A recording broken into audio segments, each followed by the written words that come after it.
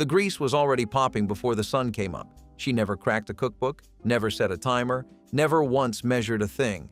And every meal she made tasted like it came straight from the hand of God. Here are 30 oddly useful hillbilly kitchen hacks that actually work. The jar sat on the back of the stove like it had been born there. A cloudy glass container full of rendered fat, yellowed and layered with the ghost of every meal that came before it. Every kitchen in the rural South and across Appalachia kept a grease jar, usually an old coffee tin or a mason jar with a dented lid, and it was refilled every time bacon or salt pork hit the skillet. That fat was not waste. It was the starting point for everything. Fried eggs slid into the hot grease at dawn, cornbread batter poured into a smoking cast iron pan, green beans simmered low with a dollop stirred in for depth. During the Depression, families stretched a single pound of bacon across a week by saving every drop of rendered fat and using it as the primary cooking oil for every other meal. The jar never emptied because it was never allowed to. It sat there, warm and waiting, and if you grew up reaching past it to grab a plate, you knew what it was without being told. When the hens stopped laying and the butter money ran out, the cake still got made, because somebody's grandmother figured out that vinegar and baking soda could do the work of eggs if you let the chemistry happen fast enough. They called it wacky cake in parts of the Ozarks and crazy cake in the Appalachian foothills, and the recipe spread through church bulletins and hand-copied index cards during the 1930s when rationing made eggs and dairy unpredictable. You mixed the dry ingredients right in the baking pan: flour, sugar, cocoa, salt, baking soda, then poured vinegar, vegetable oil, and cold water over the top and stirred with a fork until the batter foamed and rose. No bowl to wash, no eggs to crack, no butter to soften. The vinegar reacted with the soda to produce carbon dioxide, and the bubbles gave the crumb its lift. What came out of the oven was dark, moist, and tender. Not a compromise, not a substitute, but a cake that earned its place at the table on its own terms. If you put soap on the skillet, you might as well have cursed in church. That was how seriously the old cooks took their cast iron. Instead of detergent, they grabbed a handful of coarse salt, poured it into the still warm pan, and scrubbed with a folded rag or a cut potato half. The salt acted as a gentle abrasive, lifting stuck-on food without stripping the seasoning built up over years. Kosher salt worked best because of its larger crystals, but in mountain kitchens where it was not available, they used rock salt or fine sand from the creek bed. After scrubbing, the pan was rinsed quickly, never soaked, dried over the stove's heat, and wiped with a thin coat of lard before it went back on the hook. That thin layer of fat sealed the pores of the iron, preventing rust and adding another coat to the black, glassy surface that made the pan practically non-stick. Soap was not forbidden out of superstition. The old lye-based soaps genuinely stripped seasoning, and they knew what they were protecting. It looked ridiculous and worked perfectly.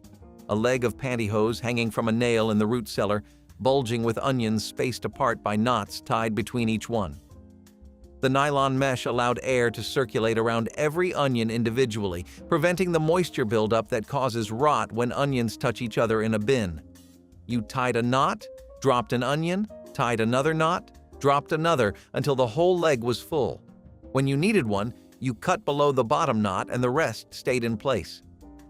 Families across the upland South used this method from at least the 1940s onward, and a properly stored string could last 6 to 8 months, long enough to carry a household from fall harvest through to spring. The kids thought it was the funniest thing in the cellar. The woman who hung them there was not laughing. She was making sure there would be onions in the soup come February, and she was right every single time. A pinch of salt in the coffee grounds before the water went through. That was the trick. And if you knew it, you learned it from someone who drank bad coffee for a long time before figuring it out. The salt did not make the coffee taste salty. It suppressed the bitter compounds released when cheap coffee or a percolator pushed water past the grounds too many times.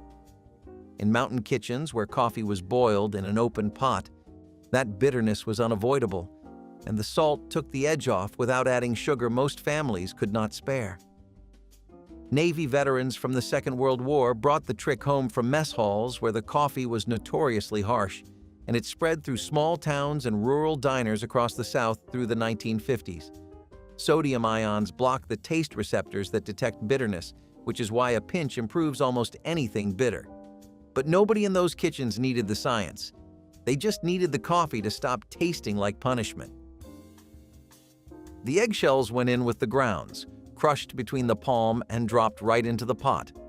And the coffee came out cleaner than any paper filter could manage.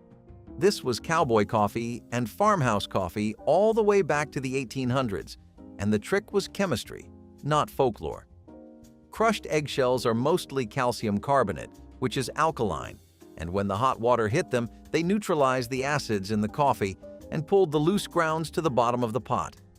The result was a cup that was smoother, less bitter, and almost perfectly clear. No grit, no sludge, no grounds floating on top. In the mountains of East Tennessee and western North Carolina, old women swore the shells made the coffee taste sweeter, and they were not wrong. Reducing acidity lets the natural sweetness come forward. Albumin from the shell membrane acted as a clarifying agent, the same protein used in winemaking. She never called it that. She just called it making coffee right. The water left in the pot after boiling potatoes, cloudy, starchy, and usually dumped straight down the drain, was one of the most useful liquids in the kitchen, and wasting it would have gotten you a look that needed no words. That starchy water went straight into bread dough, where it gave the crumb a softer, moister texture and helped the yeast activate faster than plain water could. Biscuit dough made with potato water rose higher and stayed tender longer. Gravy thinned with it had more body than gravy thinned with plain water. Some cooks used it to start soup stock, and others poured it over the garden as a mild fertilizer, since the potassium leached from the potatoes fed the soil. In German and Scandinavian immigrant households across the upper Midwest and the Appalachian valleys, potato water was saved as automatically as bacon grease. It had a jar, a spot on the counter, and a purpose that nobody questioned. She fed it every morning the way she fed the dog, without thinking, without measuring, just a handful of flour and a splash of water stirred into the crock before the rest of the kitchen woke up. The sourdough starter in some Appalachian homes was older than the women who kept it alive, passed from mother to daughter in a jar wrapped in a dish towel, carried across state lines and guarded like it was worth something, because it was. Before commercial yeast was widely available, that bubbling crock of wild-captured yeast and lactobacillus was the only way to make bread rise. Families in the Smoky Mountains and the Ozarks kept starters going for decades, and the flavor changed depending on the local flour and the bacteria in the air. A starter raised in one hollow tasted different from one in the next. When a young bride left home, she took a piece of the starter with her. When the woman who started it died, the crock stayed on the counter and someone else took over the feeding. The bread kept rising. It just never tasted exactly the same. The toughest cut of pork or the oldest chicken in the yard could still make a decent meal if you knew the buttermilk trick, and every woman in those kitchens knew it without anyone having to explain why. You soaked the meat overnight in buttermilk, sometimes with a little salt, and by morning the lactic acid had broken down the tough muscle fibers enough that even a rooster too old to chase hens would fry up tender. The low pH of buttermilk, around 4.5, gently denatured the proteins without turning the meat mushy the way vinegar marinades sometimes did. Across the South, this was the secret behind fried chicken that fell off the bone and pork chops that cut with a fork. The buttermilk also left a thin, tacky film on the surface that helped the flour coating stick during frying, which meant the crust stayed on the meat instead of sliding off into the grease.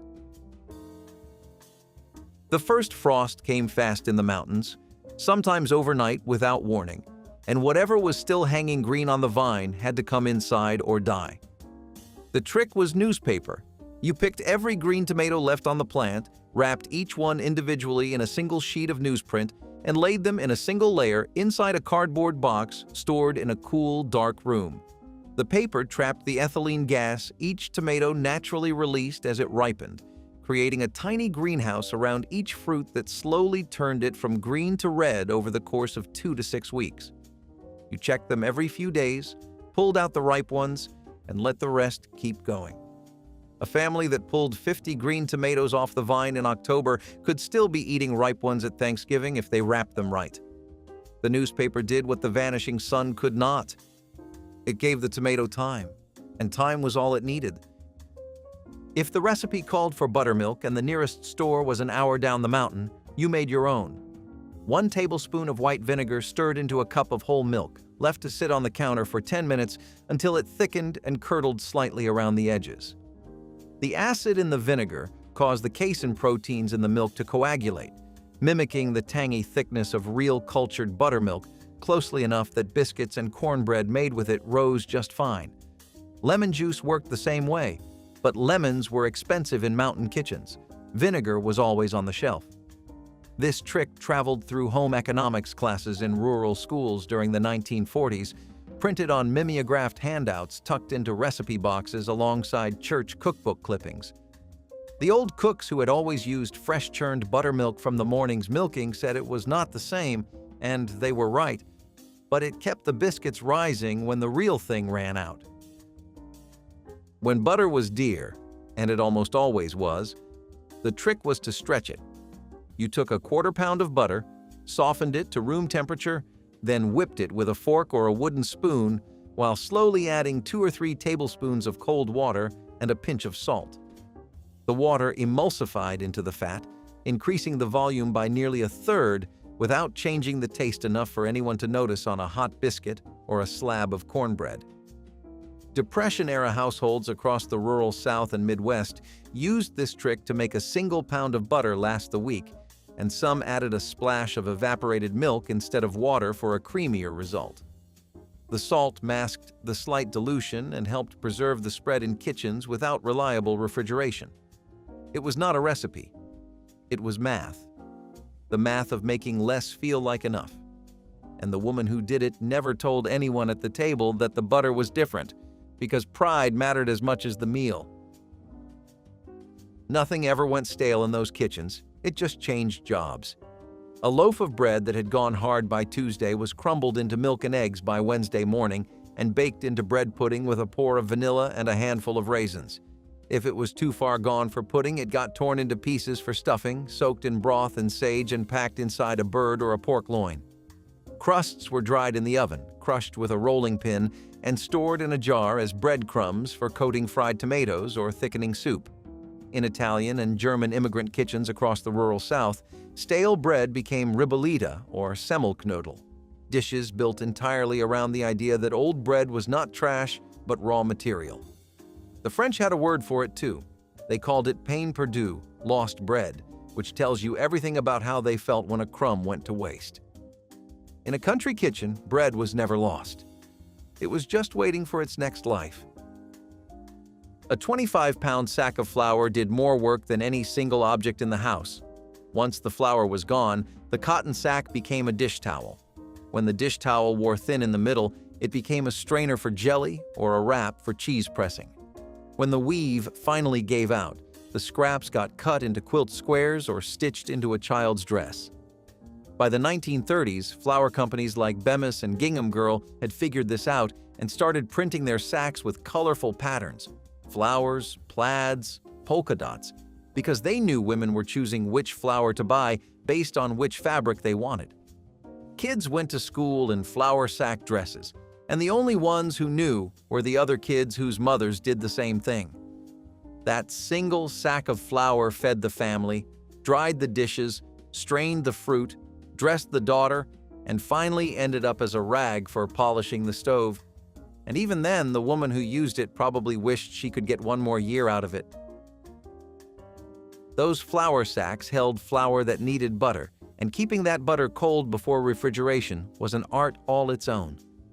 In mountain homes without electricity, and that was most of them well into the 1940s, families kept their butter, milk, and eggs in a wooden box sunk into the creek bed behind the house.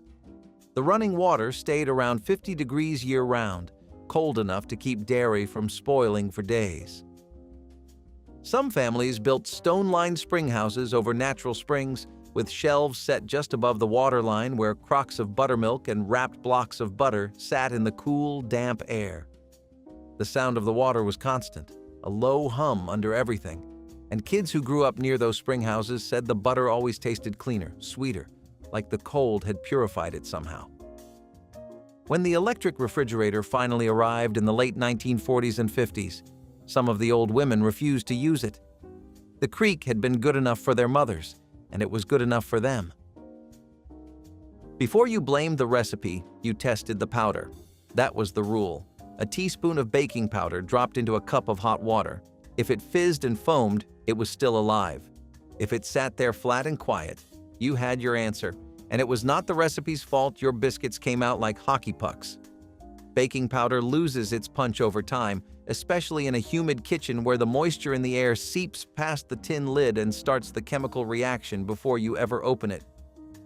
In mountain homes where a single can might sit on the shelf for months between baking days, this little test saved a lot of wasted flour. The women who did it never called it a hack. They called it not being foolish, and if you skipped the test and ruined a batch of biscuits, the look you got across the kitchen was worse than any lesson a cookbook could teach. By late August, the porch rafters looked like the ceiling of an apothecary. Bundles of sage, thyme, dill, and rosemary tied with kitchen string and hung upside down to dry in the warm air. The stems went up because gravity pulled the essential oils down into the leaves, concentrating the flavor instead of letting it evaporate. Within 2 weeks, the herbs were brittle enough to crumble between your fingers and store in old jars with screw-top lids, labeled in pencil on a strip of masking tape. One summer's harvest could season an entire winter of soups, roasts, and bean pots, sage for the sausage, dill for the pickles, thyme for the gravy. The smell of drying herbs on a hot afternoon is the kind of thing that stays in your body long after the memory fades. That green, dusty sweetness mixed with warm wood and whatever was simmering inside. You can buy dried herbs in a jar at any grocery store now, but they will never smell like the ones that hung from her porch, and she is not there to tell you why. Canning day was a production. Jars boiling, lids rattling, steam clouding every window in the kitchen. And somewhere in the middle of it, your grandmother would drop a silver spoon or a clean penny into the pot. She said it kept the jars from cracking. The science was real, even if her explanation was not. The metal conducted heat more evenly through the water, reducing the thermal shock that sometimes shattered glass when you lowered a cold jar into a rolling boil. Old-timers in the Shenandoah Valley swore by a butter knife laid across the bottom of the canner for the same reason. Others used a folded dish towel as a cushion between the jars and the pot. The point was always the same. Protect the jars because a broken jar meant lost food, and lost food in September meant a hungry week in February. She never lost a jar. Not once. And when her granddaughter tried canning without the spoon, 3 jars cracked in the first batch. Coincidence, probably. But the spoon went back in the pot after that, and it never came out again. You never washed that skillet after frying the chicken. Not ever. The pan came off the heat, and while the chicken rested on a plate lined with newspaper, the cook spooned out all but 2 or 3 tablespoons of the hot grease sprinkled in a handful of flour and stirred it over medium heat until the roux turned the color of peanut shells. Then the milk went in, slowly, a splash at a time, stirred hard to keep lumps from forming, and within 5 minutes you had a skillet full of milk gravy still carrying every bit of flavor from the fried chicken underneath. All those dark, crusty bits stuck to the bottom of the pan, the fond, restaurant cooks call it, dissolved into the gravy and gave it a depth no recipe could replicate from scratch. In Southern and Appalachian kitchens, this gravy went over biscuits, over rice, over mashed potatoes, and sometimes just over another piece of bread. The chicken was the main event, but the gravy was the reason you came back to the table. If the gravy skillet was the smartest trick on the stovetop, the fireplace had its own kind of genius. And the simplest version was corn. You took an ear still wrapped in its husk, soaked it in a bucket of water for 10 or 15 minutes, and laid it directly on the hot coals. The wet husk steamed the kernels from the outside in while the coals charred the outer leaves black. After 20 minutes, you pulled it out with tongs, peeled back the smoking husk, and the corn inside was tender, sweet, and faintly smoky in a way no pot of boiling water could match. Cherokee families in the southern Appalachians had been roasting corn this way for centuries before European settlers arrived and adopted the technique. The husk did double duty. It protected the kernels from direct flame and acted as a natural steam jacket, trapping moisture against the cob. No pot, no water on the stove, no cleanup, just fire, corn, and patience. The first thing you cooked in a new piece of cast iron was cornbread. That was not a suggestion, it was law. You greased the skillet heavy with lard, poured the batter in while the pan was screaming hot, and let the fat and the cornmeal build the first layer of seasoning together. The lard seeped into the pores of the iron and polymerized under the heat, while the grit of the cornmeal scrubbed microscopic ridges into the surface that gave the seasoning something to grip. After that first cornbread, you fried bacon. After the bacon, you fried potatoes. Each meal added another coat, darker and slicker than the last, until the pan was black as midnight and as non-stick as anything a factory could make. The old cook said a new skillet needed to be broken in the way you break in a pair of boots. Slow, steady, one step at a time. Rush it, and the seasoning flakes. Treat it right, and that pan will outlive everyone who eats from it. Hog killing day came once a year, usually after the first hard frost when the cold air kept the meat from spoiling while you worked. The fat, thick slabs of it stripped from the belly, the back, and the prized leaf fat from around the kidneys, went into a massive iron kettle set over a fire in the yard. You stirred it for hours with a long wooden paddle as the fat melted down to liquid gold, and the leftover bits of connective tissue floated to the top as cracklings, crisp, salty, and fought over by every child within earshot.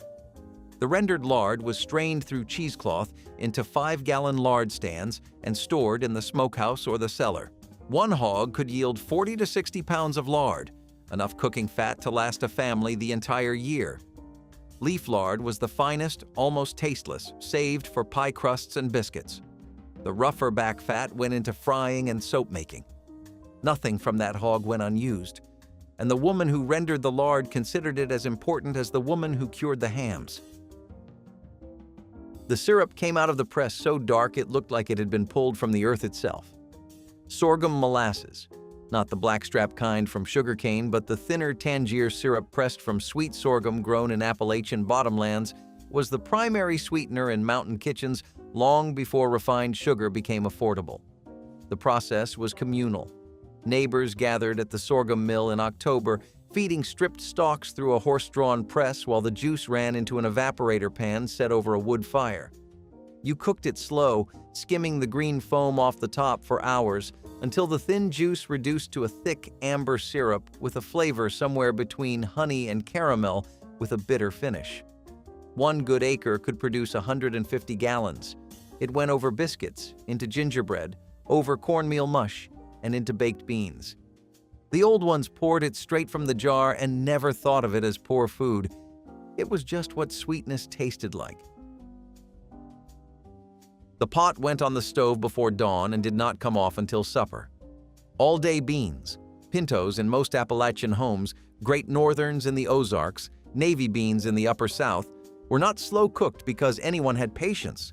They were slow-cooked because the women had too much work to stand over a stove, and a pot of beans simmering with a ham hock, an onion, and whatever greens were left from the garden could feed itself while she fed everything else. The beans absorbed the smoky pork fat over hours, turning from hard little stones into something creamy and rich that clung to the back of the spoon. Cornbread baked in the same oven, raw onion sliced on the side, a jar of chow chow relish if she had put it up that fall. Everyone got the same bowl, everyone got the same bread, and nobody left hungry. She never sat down until everyone else had eaten. She could feed a table of 10 without sitting down, but the thing that amazed you most was what she could do with her ears. She knew the oil was ready by sound alone. The faint crackle when a drop of water flicked from her fingertips hit the surface told her everything a thermometer would have. A low, lazy bubble meant the grease was not hot enough, and whatever went in would soak up fat instead of crisping. A hard, angry spit meant it was too hot, and the outside would burn before the inside cooked through. But that sharp, steady pop, not too fast, not too slow, that was the sound she was waiting for, and she never missed it. Old cooks across the southern mountains used this same ear-first method for everything from fried pies to catfish to hush puppies. No clip-on thermometer, no candy gauge, just the sound of the grease talking and years of standing close enough to learn its language. You cannot learn it from a book. You had to stand beside her, and she had to be alive. There were no measuring cups in her kitchen, not because she could not afford them, but because she did not need them. Flour was a handful. Salt was a 3-finger pinch. Baking soda was the amount that fit on the tip of a butter knife. She measured buttermilk by the sound it made hitting the flour. A thick, heavy pour meant enough, and she stopped the jar without looking. Her hands knew the dough was right by how it pulled away from her palms, and she could tell you the difference between biscuit dough and dumpling dough by touch alone. This was not talent. This was 10,000 repetitions over 50 years every morning in the same kitchen with the same bowl. When she died, her daughter tried to recreate the biscuits using measuring cups and a recipe on an index card. They were fine, but they were not the same, and everyone at the table knew it. She pulled the pan from the oven and tapped the top of a biscuit with one knuckle. Quick, light, the way you would knock on a door you were not sure anyone was behind. A hollow sound meant done. A dull thud meant 5 more minutes. She never cut one open to check, never set a timer, never second-guessed the tap. That single knock told her everything about the crumb inside, whether the center had set, whether the steam had escaped, whether the laird had done its job between the layers. Bread bakers in the old country had used the same method for centuries, and it traveled across the Atlantic in the hands of Scots-Irish settlers who carried it into the Appalachian hollows. A fully baked interior creates an air pocket that resonates when struck, while a doughy center absorbs the vibration. She did not know the physics, she just knew the sound. And on the mornings she got it exactly right, the biscuit splitting open in steam, the butter gone before it hit the plate, nobody needed to tell her. You saw it from the yard before you ever stepped inside. The pie sitting on the windowsill, steam curling up from the lattice crust into the afternoon air. It was not a decorative choice. The window ledge was the only place in the kitchen where a hot pie could cool evenly without sweating against a countertop and turning the bottom crust soggy. The cross breeze carried heat away from all sides at once, and the sill kept the pie elevated just enough that air moved underneath. Stack cake, chess pie, fried apple hand pies, vinegar pie. Every one of them took its turn on that ledge. In the coal fields of eastern Kentucky and southern West Virginia, the sight of a pie cooling on the sill meant company was expected, or someone had died, or both, because in those communities, grief and pie arrived at the same door. The windowsill is still there in some of those houses. The pies are not. And the woman who set them there is somewhere you cannot follow. A wooden stool pulled up to the counter. That was where it all started. You stood on it because you were too short to see the bowl, and she let you stir because stirring was the one job you could not ruin. You learned the smell of butter browning before you learned to read. You learned the sound of a rolling boil before you could tie your shoes. She did not teach you with words. She taught you by letting you stand there, close enough to feel the heat from the oven on your face, close enough to watch her hands move without thinking. She cracked eggs with one hand. She flipped cornbread by feel. She tasted from the stirring spoon and adjusted without naming what she added. You asked once how she knew. She said she just did. That stool is the reason you remember any of this. Not a cookbook, not a television show, not a recipe blog. A wooden stool, a warm kitchen, and a woman who had all the time in the world for you, even when she had none left for herself. She never wrote a single recipe down, not one. Not the biscuits, not the gravy, not the pie crust that made grown men close their eyes when they ate it. You asked her once, and she laughed and said if she wrote it down, it would not taste the same, and you thought she was joking, but she was not. The recipe was not the ingredients. It was the way she tilted the flour bag just enough. It was the speed of her wrist when she stirred. It was the exact moment she pulled the pan. A half second before anyone else would have, because she knew something about that oven that no thermometer could tell her. When she was gone, the family gathered in that kitchen and tried to put it together from memory. A cup of this, a pinch of that, bake it until it looks right. They came close. Some said they nailed it. But everyone who had tasted the original knew the truth. And the truth is that some recipes do not live on paper. They live in hands. And when the hands are gone, so is the food. Making gravy from pan drippings was the technique that turned every meat dish into 2 meals and wasted nothing in kitchens where every calorie counted towards survival. After frying or roasting meat, the browned bits and rendered fat left in the pan became foundation for rich gravies that stretched protein into something more filling. Flour was sprinkled directly into hot fat and stirred constantly until it formed a paste that cooked to golden brown, developing deep, nutty flavors. Milk, water, or broth was added slowly while stirring to prevent lumps, creating smooth gravy that captured every bit of flavor from the original meat. Children learned to make gravy by standing beside mothers at the stove, learning exact motions and timing that defined good cooking. The gravy was poured over biscuits, potatoes, and cornbread, making small amounts of meat feed large families. Nothing was scraped into garbage when this knowledge lived in households. Flour sack towels served purposes modern kitchen linens simply cannot match, and Grandma kept stacks for every task imaginable. These weren't purchased. They came from fabric bags that flour and sugar were packaged in. The cotton was tightly woven, lint-free, and incredibly absorbent, perfect for straining homemade cheese, covering rising bread dough, and drying dishes without streaks. Grandma bleached them white for kitchen use, but some women sewed printed versions into children's clothing and quilts. The towels improved with washing, becoming softer over years rather than falling apart like paper towels. They could be sterilized with boiling water for canning season and wrapped around delicate items for storage. When one finally wore thin, it became a cleaning rag, then patches for other towels. The journey from flour packaging to dust rag took decades, demonstrating a relationship with materials that disposable culture has abandoned. Cooking on the shovel blade was frontier ingenuity at its most practical when families lacked proper cookware or needed quick meals away from the kitchen hearth.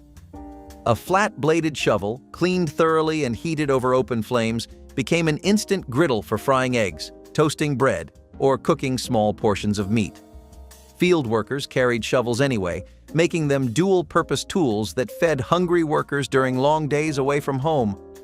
The metal heated evenly when held at the right angle over flames, and the long handle kept hands safe from the fire. Fathers showed sons how to judge temperature by watching metal change color and feeling heat radiating upward. Food cooked directly on the blade picked up a faint mineral taste that became associated with outdoor work and simple satisfaction. This technique required no additional equipment and worked anywhere a fire could be built, making it invaluable for remote work. Vinegar added to poaching water was the difference between restaurant-quality poached eggs and stringy disasters. Grandma's eggs held together in perfect teardrops, whites wrapped snugly around golden yolks without wispy tentacles floating everywhere. Her secret was splashing white vinegar into simmering water before cracking eggs into the pot. The acid caused whites to coagulate faster, setting the outer layer before it could drift apart. This created compact, beautiful eggs rather than ragged messes. The amount didn't need to be precise. A tablespoon or 2 per quart was plenty, and vinegar flavor cooked away completely. Grandma also swirled water gently before dropping eggs, creating a vortex helping whites wrap around yolks. She knew to use the freshest eggs since older ones had thinner whites that spread regardless. This simple addition transformed a frustrating task into something achievable. Substituting butter with bacon drippings for cooking was a tasty and efficient way to replace scarce fats. Butter was rationed during World War II, forcing cooks to seek alternatives that could provide flavor and needed fat for cooking and baking. Bacon drippings, the fat rendered after frying bacon, were collected and saved for reuse in frying vegetables, seasoning beans, or baking savory dishes. This leftover fat added a smoky richness to meals that butter sometimes could not provide. Using bacon drippings was economical, preventing waste and making the most of limited resources. Families learned to store drippings carefully, sometimes mixing them with other fats to stretch them further. This substitution became a staple of wartime kitchens, balancing scarcity with flavor. Today, it serves as a reminder that necessity often inspires delicious creativity, turning something left over into a prized cooking ingredient. Burying potatoes in ash was one of the oldest cooking methods mountain families used before electric ovens existed in rural Appalachian communities. Fresh potatoes were nestled directly into warm ashes at the edge of a fireplace, covered completely until only coals surrounded them on all sides. The ash acted as insulation, slowly roasting potatoes over several hours until skins turned papery and insides became fluffy and sweet. Families learned exactly how deep to bury them through years of practice passed from grandmother to granddaughter. The technique required no pots, no pans, and no fuel beyond what was already heating the home. Children were sent to check potatoes by poking them with sticks, learning doneness through texture rather than timers. The finished potatoes emerged with subtle smokiness no modern oven could replicate. This method fed families through winters when other cooking options were limited and fuel was precious. Adding a pinch of coffee grounds to gravy was grandmother's secret weapon for achieving deep, mysterious richness that made Sunday dinners unforgettable. Nobody could identify what made her gravy different: darker, more complex, with savory depth that lingered. A tiny spoonful of unused grounds stirred into pan drippings before adding flour created gravy that tasted like it simmered for hours. Coffee didn't make gravy taste like breakfast. It enhanced meaty, roasted flavors while adding professional-looking color. This worked especially well with beef and pork gravies, where slight bitterness balanced meat-fat richness. Grandma learned it from her mother during hard times when stretching flavor meant stretching resources. The grounds also helped thicken gravy slightly. Modern recipes never mention this addition, leaving cooks wondering why their results taste flat compared to Grandma's legendary version. Creating homemade mustard from mustard seeds was a clever, cost-saving way to add flavor when store-bought condiments were scarce. Mustard seeds were inexpensive and could be ground at home to make fresh mustard pastes of varying heat and intensity.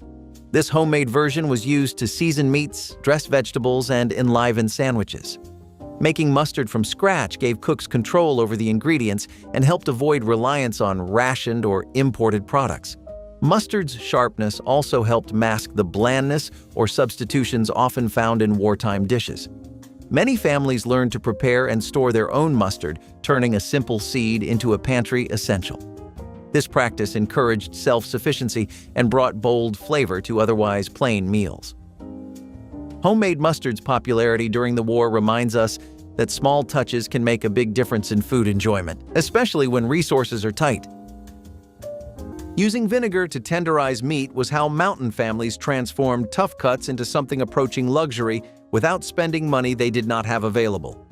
A few splashes of apple cider vinegar added to the marinade broke down tough muscle fibers in wild game and older livestock that would otherwise require hours of cooking. Families made their own vinegar from apple scraps, so the ingredient cost nothing beyond initial effort. The acid worked slowly overnight, penetrating deep into meat while adding subtle tanginess that complemented strong flavors of venison, squirrel, and tough old roosters. Women learned exact proportions through generations of practice, knowing how much was enough to tenderize without making meat mushy. The marinated meat could then be fried, roasted, or stewed with significantly shorter cooking times. This trick made poor cuts taste like quality and stretched limited protein into satisfying meals. Making fruit butter from overripe fruit was a smart way to turn imperfect or aging fruit into a delicious and long-lasting spread. Instead of letting fruit go to waste, wartime cooks slowly cooked down overripe apples, peaches, or pears with just a small amount of sugar to create a thick, flavorful butter. The low sugar content was intentional, as sugar was rationed and often in short supply, so cooks had to find ways to sweeten food without using much of it. This spread could be used on bread, served with biscuits, or added to breakfast dishes, giving meals extra flavor and variety. The process also helped preserve the fruit for longer periods, making it a practical pantry staple. Families often experimented with whatever fruit was on hand, and the resulting fruit butters became a cherished way to stretch food supplies while still enjoying sweet flavors. Making fruit butter was a testament to the creativity in wartime kitchens, turning potential waste into something nourishing and tasty. This tradition carries on in many homes today, keeping the spirit of resourcefulness alive. Smoking meat in the chimney was how mountain families preserved pork, game, and fish, using smoke from fires they were already burning for warmth and cooking. Hooks or racks installed inside chimneys held meat in the rising smoke stream, which dried and flavored the flesh while depositing preservative compounds that prevented spoilage. The technique required careful attention because too much heat cooked the meat while too little failed to preserve it, so families positioned racks at exactly the right height. Different woods produced different flavors, with hickory and apple being prized while pine was avoided for its resinous taste. The process took days or weeks depending on the size of cuts, with someone checking regularly to ensure even smoking. Meat preserved this way lasted through entire winters without refrigeration, providing essential protein. The chimney served double duty, heating the home while preparing food for storage throughout the winter months. Ice water for flaky pie crust was the non-negotiable rule that separated Grandma's legendary pies from the dense, tough failures other cooks produced. She kept a glass of ice water on the counter and added it tablespoon by tablespoon to her flour and shortening mixture, using only enough to bring the dough together. The cold was essential because it kept the fat from melting before the crust hit the oven. Those tiny pieces of solid shortening created steam pockets during baking, which produced the flaky layers that made pie crust shatter delicately with each bite. Warm water would melt the fat immediately, resulting in a tough, chewy crust nobody wanted to eat. Grandma also chilled her mixing bowl and handled the dough as little as possible, understanding that warmth from hands could ruin everything. These small details separated her Thanksgiving pies from everyone else's attempts. Cooking with pressure. Cookers for efficiency became a valuable trick during World War II when fuel and time were limited. Pressure cookers reduced cooking times drastically by trapping steam and raising the boiling point of water. This meant tougher cuts of meat and dried beans could be prepared quickly, saving both energy and precious time. Many families learned to use pressure cookers to stretch ingredients further, making dishes that would otherwise take hours on the stove. These pots also helped preserve nutrients that might be lost during longer cooking. The ability to prepare a hearty meal fast was essential when rationing limited both fuel and food. Pressure cookers became common in wartime kitchens, praised for their practicality and convenience. Today, while electric appliances have taken over, the principles of pressure cooking remain a reminder of how innovation met necessity. Using a pressure cooker was not just about speed. It was about making the most of scarce resources and easing daily burdens in difficult times. Wrapping food in wet newspaper before burying it in coals was a technique that created steam cooking without any equipment at all beyond what most families had available. The dampened paper protected food from direct contact with ash, while moisture trapped inside created pressure that cooked fish and vegetables evenly throughout. Mountain families learned this from Native American traditions and adapted it to their own needs, using whatever paper was available from rare newspapers to catalog pages. The paper charred on the outside while food inside steamed to perfection, emerging clean and thoroughly cooked. Timing was crucial because too long meant paper burned through while too short left food underdone. Experienced cooks developed instinct for judging coals and thickness. The technique worked especially well for delicate fish that fell apart when fried, keeping flesh intact while infusing subtle smoke flavor. Children watched this magic happen at fish fries. Cast iron seasoning secrets were guarded knowledge that grandmothers demonstrated through decades of daily cooking rather than explaining outright. Those black skillets, passed down through generations, developed surfaces so slick that eggs slid around without a drop of oil needed. Grandma never used soap on her cast iron, just hot water, a stiff brush, and immediate drying over a warm burner to prevent rust. After every use, she rubbed a thin layer of lard across the entire surface while still warm, building layers of polymerized fat that created natural non-stick protection better than any factory coating. She knew acidic foods could strip seasoning and cook tomatoes elsewhere. She understood slow heating prevented warping. These skillets outlasted every fancy coated pan store's sell, working better each passing year. The tragedy is how many perfectly seasoned pieces sit neglected in estate sales because new generations never learned their proper care. Stretching meatloaf with oats or breadcrumbs was a common tactic to make meat supplies go further during the shortages. When meat was scarce and expensive, people found that adding oats or breadcrumbs bulked up the mixture, making a smaller amount of ground meat feed a whole family. These fillers were inexpensive and readily available, making them perfect wartime kitchen helpers. Oats added texture and absorbed flavors, while breadcrumbs helped bind the loaf together, keeping it moist and filling. Seasonings and vegetables mixed in also helped improve the taste and nutritional value. This clever trick allowed households to serve a classic comfort food without using as much precious meat. It also introduced more fiber and whole grains into the diet, which was an unintended bonus. The stretched meatloaf became a symbol of frugality and culinary ingenuity, showing how people adapted familiar recipes to hard times. It was a meal that provided warmth and sustenance when resources were limited. Trying this method today offers a glimpse into how much thought went into conserving food during those challenging years. Soaking beans with baking soda was a trick that solved two problems at once in mountain kitchens where fuel was precious and time was always scarce for busy families. A pinch of baking soda added to soaking water softened dried beans faster by breaking down their tough outer skins, reducing cooking time by hours. For families burning wood, they had chopped themselves. Shorter cooking times meant real savings in labor and resources. The alkaline water also neutralized compounds that caused digestive discomfort, making beans easier on stomachs. Women learned exact amounts through trial and error, knowing too much soda left a soapy taste while too little made no difference. The beans soaked overnight in crocks near the warm stove, absorbing water and releasing starches. By morning, they were plump and ready, cooking to creamy softness in half the usual time. This knowledge passed quietly between neighbors as practical wisdom that made survival easier. Potato and oversalted soup was Grandma's emergency rescue for dishes that seemed ruined beyond repair.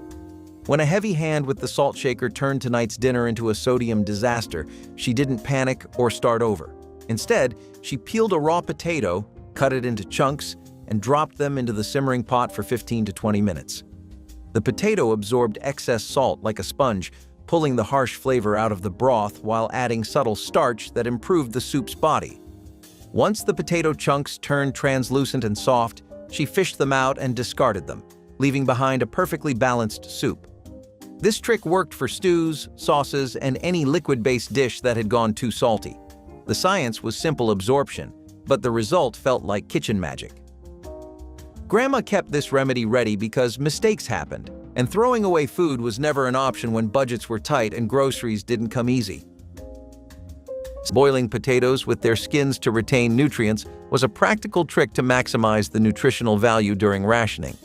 Removing skins before cooking often wasted the fiber and vitamins that resided in and just under the potato skin. By boiling them whole with the skins on, families kept more nutrients intact, making every bite count. This method also reduced preparation time and minimized waste in kitchens where every resource mattered. After cooking, the skins were peeled off easily, sometimes used in other dishes or composted. Potatoes were a staple wartime food due to their availability and ability to grow in many regions. This simple step ensured that their health benefits were not lost in the cooking process. The technique showed how attention to detail in the kitchen could stretch limited food into a more nourishing meal. Today, many cooks appreciate this method for both nutrition and flavor, keeping a small wartime secret alive. Storing eggs in water glass was the preservation method that kept mountain families supplied through winter months when hens stopped laying entirely and eggs became scarce. Water glass, a solution of sodium silicate and water, sealed eggshells by filling their tiny pores and preventing air and bacteria from entering. Fresh eggs were carefully lowered into crocks filled with the solution, where they remained edible for 6 months or longer without refrigeration.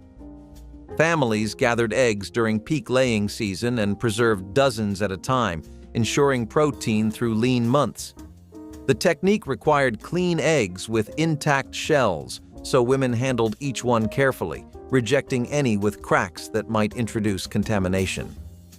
Eggs preserved this way cooked normally, though they sometimes produced flatter whites, which mattered little when food security was the priority. The crocks were stored in cool cellars where temperatures stayed stable. Wrapping green tomatoes in newspaper for ripening extended tomato season weeks past first frost, turning potential waste into winter abundance. When cold threatened gardens, Grandma harvested every tomato, regardless of color. Each was individually wrapped in newspaper, not plastic, never touching each other, and stored in basement boxes. Paper trapped ethylene gas tomatoes naturally produced while ripening, concentrating it around each fruit to speed the process. Separation prevented one spoiling tomato from affecting neighbors.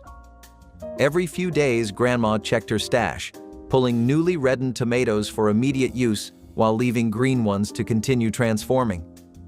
This provided fresh tomatoes well into November, when grocery store varieties tasted like cardboard. Children helped with wrapping, learning the harvest didn't end when weather turned cold.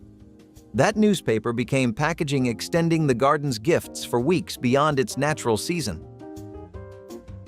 Using gelatin to set leftover meat juices was an ingenious way to transform scraps into a new dish that stretched ingredients further. After roasting or boiling meat, the remaining juices were collected and combined with gelatin, which was more commonly used in wartime cooking than it is now.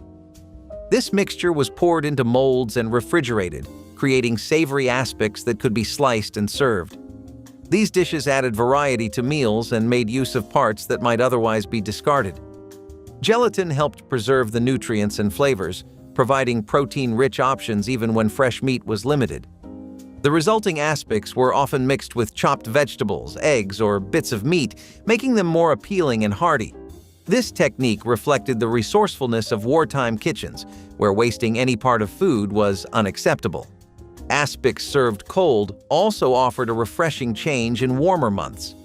Although gelatin dishes have faded from modern menus, they once held a respected place at tables across America. Rediscovering this trick shows how creativity and respect for ingredients helped families survive with less. Greasing cast iron with fatback was the secret behind every properly seasoned skillet in rural Appalachian kitchens across the Mountain South.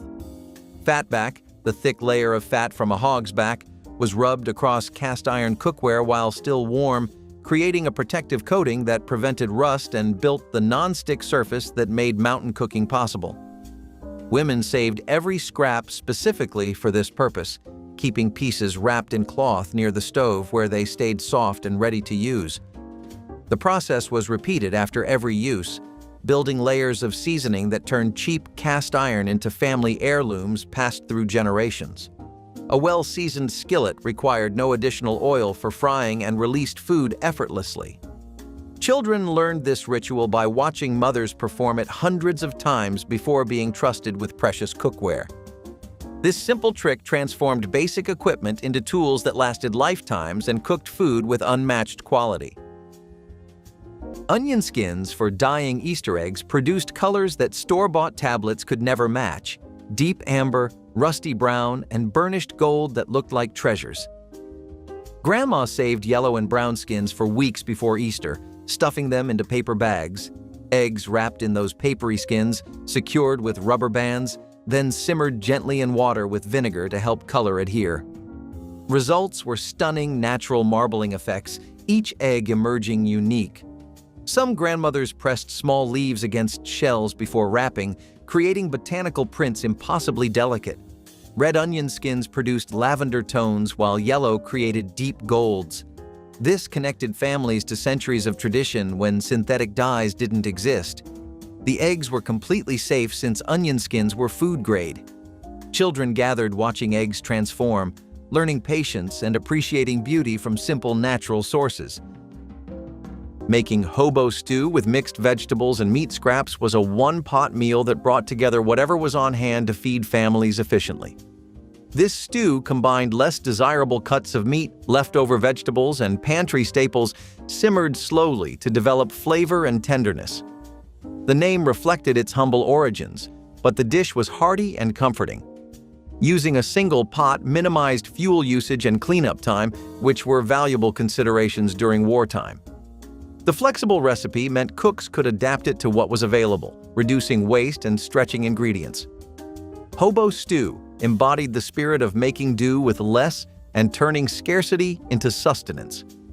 Its warming qualities made it a favorite in many homes, especially during cold months. Today, it stands as a symbol of resilience and practical cooking wisdom from a time when every morsel mattered. Using coffee grounds for scrubbing pots was how mountain women kept cast iron and heavy cookware clean without wasting precious soap. The coarse texture of spent grounds provided gentle abrasion that lifted stuck-on food and grease without scratching seasoned surfaces that had taken years to build. Women collected grounds after brewing, keeping them in a tin near the wash basin where they stayed slightly damp and ready for use. The natural oils in coffee also helped condition cast iron while cleaning, maintaining the protective layer that prevented rust.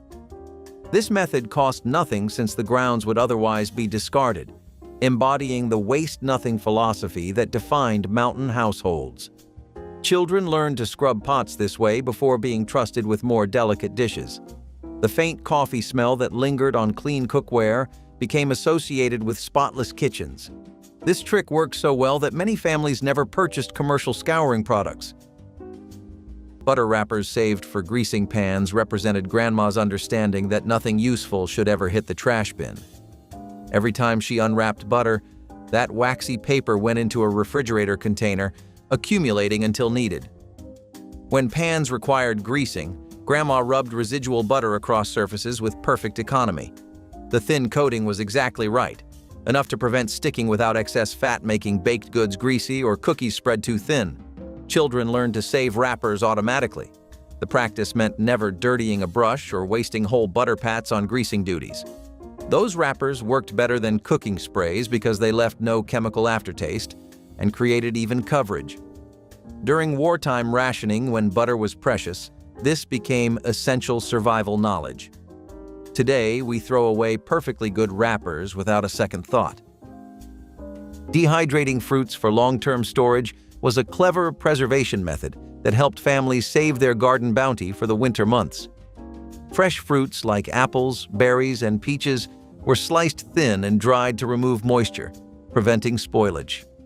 This process concentrated the sweetness and flavor while extending shelf life without refrigeration. Dehydrated fruits were used in baking, stews, and snacks, adding natural sugars and vitamins to otherwise plain wartime diets. The practice required patience but paid off by providing nutritious ingredients when fresh produce was unavailable. Many families set up simple drying racks in sunny windows or outdoors during the warmer seasons. Dehydration also reduced bulk and weight, making fruits easier to store in limited pantry spaces. This preservation technique was a testament to the resourcefulness of home cooks determined to maximize their harvest. Today, dried fruits remain popular, but the wartime origin highlights how necessity fostered smart food conservation strategies. Keeping butter cool in the well was the refrigeration method mountain families relied on before electricity reached rural hollows. A covered crock or bucket containing butter was lowered on a rope into the family well, where water temperature stayed constant around 50 degrees year-round regardless of summer heat above ground. The butter remained firm and fresh for weeks without turning rancid, protected by both the cool temperature and the darkness that prevented light from breaking down the fats. Families designated specific depths for different foods, knowing exactly where to position the rope for optimal cooling. Children were often tasked with lowering and raising the butter crock, learning responsibility through this daily chore. The technique required watertight containers and careful handling to prevent contamination of the drinking water below. This simple system provided what modern refrigerators do today, using nothing but the Earth's natural temperature regulation and a bit of rope. Stale bread revived with water was grandmother's refusal to waste a single slice when the loaf turned hard and dry overnight. Instead of tossing it for the birds or grinding it into crumbs, she ran the entire loaf quickly under the faucet, letting water dampen the crust without soaking through to the center. Then she wrapped it tightly in foil and placed it in a hot oven for 10 minutes. The bread emerged soft, warm, and steaming as if freshly baked that morning. The water turned to steam inside the foil, rehydrating the crumb while the crust crisped up perfectly. This trick worked for rolls, baguettes, and any yeast bread that had dried out on the counter. Children couldn't tell the difference between revived bread and fresh, and families stretched their grocery dollars further.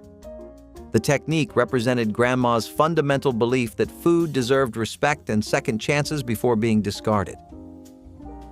Those kitchens went quiet, and the hacks went with them. If she taught you even one, like and subscribe so it survives.